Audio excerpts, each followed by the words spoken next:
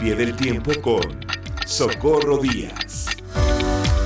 Socorro, qué gusto, qué bueno que ya es jueves, porque ya estás aquí en Enfoque Noticias. Por favor, adelante. Gracias, Adriana. Pues hoy inicia septiembre, mes de la patria y de los terremotos. No. Esperamos que si alguno llegara a ocurrir, sea físico o político, no sea fuerte. Pero esta semana también se registran dos hechos de obligado comentario: el cuarto informe presidencial y el regreso a clases, regreso clave para el retorno a una nueva realidad. El lunes volvieron a las aulas casi 35 millones de alumnos de diversos grados escolares, y junto con ellos volvieron al trabajo presencial 2.100.000 profesores. Todo esto ocurre después de casi 2 años y medio de escuelas cerradas. Ha sido uno de los periodos más largos de suspensión educativa registrado en el mundo, de acuerdo con datos de la UNESCO. Por ello, el lunes fue un día de fiesta y de descubrimientos para niños y jóvenes, sobre todo los primeros, que celebraron los discursos de las directoras y los directores en el inicio de clases y celebraron ver a los ojos a sus compañeros. En ese lapso han sido obligados todos los niños y jóvenes a aprender, los que pudieron, a través de televisión abierta, internet o asistencia parcial a los planteles. Pero los que habitan en zonas alejadas, sin energía eléctrica o acceso digital, han sido la carne de cañón del trabajo infantil en el campo, el mar, las calles de pueblos y ciudades. Es deseable que se logre superar esta etapa crítica para la educación de México y de muchos países del mundo, y que estos billones de jóvenes mexicanos logren superar el rezago educativo que padecen y esta época dura que les tocó. Se regresó, vale repetirlo, no a una nueva normalidad, sino a una nueva y dura realidad. Junto a los escolares, sus padres empiezan a resentir no solo los congestionamientos de tránsito y del transporte público y privado, peor que en la etapa prepandémica, sino la salida del trabajo en la casa y el regreso a las labores presenciales. La gente que ha padecido el estrés del encierro y del trabajo a distancia está viviendo ya con falta de costumbre la atención de llegar a trabajar con reloj checador, porque muchas empresas también han reanudado actividades presenciales por lo menos 3 días a la semana, alternando la presencia física con el trabajo a distancia, y han establecido duras normas disciplinarias. Por lo pronto, a quien no llega a tiempo, pese a argumentar tránsito y accidentes callejeros, se les descuenta el día, y al tercer descuento viene el despido.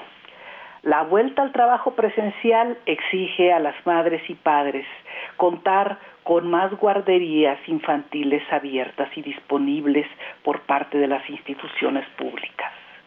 En este marco de dificultades, cambios y reformas, hoy a las 5 de la tarde, el presidente de la República enviará un mensaje a la nación.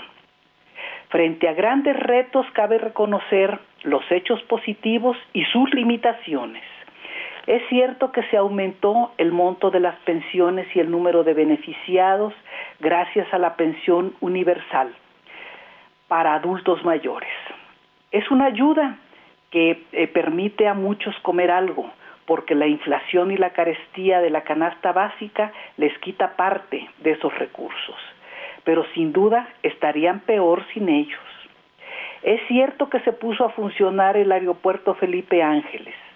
Lástima que está funcionando a un bajo porcentaje de su capacidad, y así seguirá mientras las rutas de acceso y los medios de transporte no sean adecuados y suficientes, por una parte, y la crisis económica y la inseguridad que se vive en el país no mantengan en bajo nivel a la actividad turística de la que México ha vivido a lo largo de años y que ha sido una de sus principales fuentes de ingresos de divisas.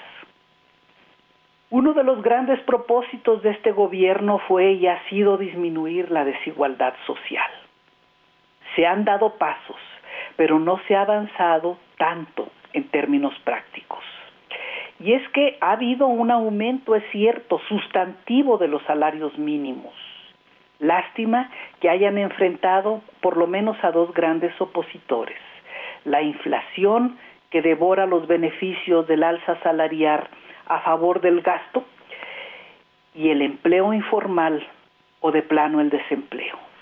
Ante el aumento del salario, muchos pequeños empleadores han despedido gente y esta no tiene más recurso que aceptar trabajos sin prestaciones. Frente al único grupo social que los trabajadores con salario mínimo han disminuido su desigualdad es frente a las llamadas clases medias, integradas en mayoría por técnicos, profesionistas, pequeños empresarios, artesanos. Hay en el país un desplome de las clases medias que se quedaron sin empleo, sin ocupación y sin ingresos, o vieron todo notablemente disminuida. Frente a los ricos, nadie ve disminuida la desigualdad, porque no ha habido una política de aumento de impuestos a los grandes capitales. La que sí ha registrado, y creo que es un hecho positivo, la que sí se ha registrado es una política que detiene, que frena la evasión fiscal escandalosa de algunos grandes capitales en casos muy publicitados. La pandemia ha sido, esto tenemos que reconocerlo, una pésima, dramática y costosa compañía para este gobierno. Sí. Al llegar al cuarto informe, la actual administración puede aspirar a seguir ganando elecciones, pero no a representar una etapa luminosa de México. En esta conclusión pesan las cifras, más que las filias o las fobias políticas.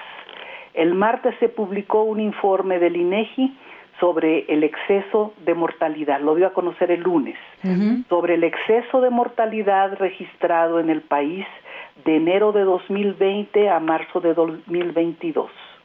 En ese lapso murieron por diversas causas casi 2,5 millones de mexicanos. Y aquí nos están contabilizando los desaparecidos, que suman, de acuerdo a los datos dados esta semana también, más de 100,000. O sea, este exceso de mortalidad señala que han muerto más de 750,000 personas, más de lo normal, 45.9% más de las esperadas, dado el registro histórico que existe entre 2015 y 2019. En estos años existió un promedio de 1,678 muertos.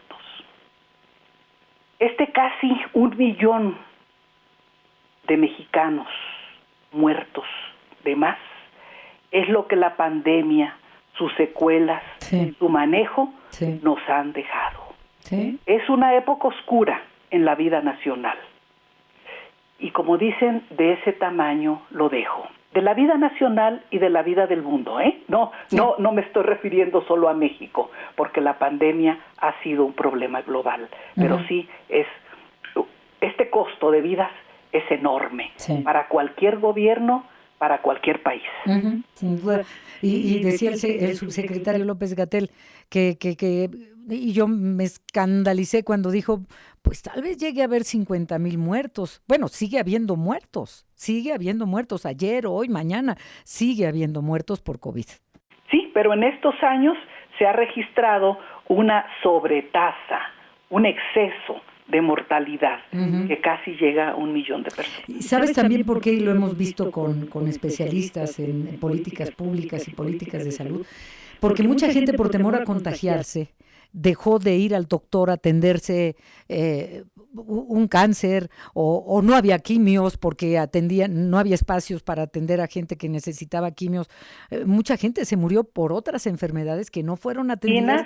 Y porque no hay espacios suficientes en los hospitales públicos y porque no hay médicos privados tampoco disponibles como había antes, etcétera. ¿no? Sí, es lamentable. Yo he comentado aquí, y cómo quisiera ver esto en México, ya para concluir, Socorro, a ver qué te parece esto. En Francia, cuando empezó el COVID, el presidente de Francia, todavía el presidente de Francia, Emmanuel Macron, mandó una iniciativa al Congreso francés para hacer una reestructuración del sistema hospitalario y de las inversiones en investigación científica, más presupuesto, porque este virus sacudió al mundo. Hubo quienes reaccionaron, como el presidente de Francia. Una reestructuración del sistema de salud y más dinero a investigación. Lamentablemente aquí no, aquí lo sacudió, pero para abajo, no para arriba. Pero eso pasó en Francia hace 2 años, ya están trabajando en eso. En México. También Francia tiene presupuesto más amplio, tiene más recursos, tiene menos población, todo es... Pues sí, pero aquí ha habido un Yo concluyo de que la pandemia ha sido una pésima, trágica y costosa compañía para el actual gobierno. Y eso no se puede evitar, no se puede ocultar. Es cierto. Pues muchísimas gracias, querida Socorro. Te mando un abrazo. Muchas gracias. Gracias a ti, Adriana. Hasta pronto. Hasta pronto.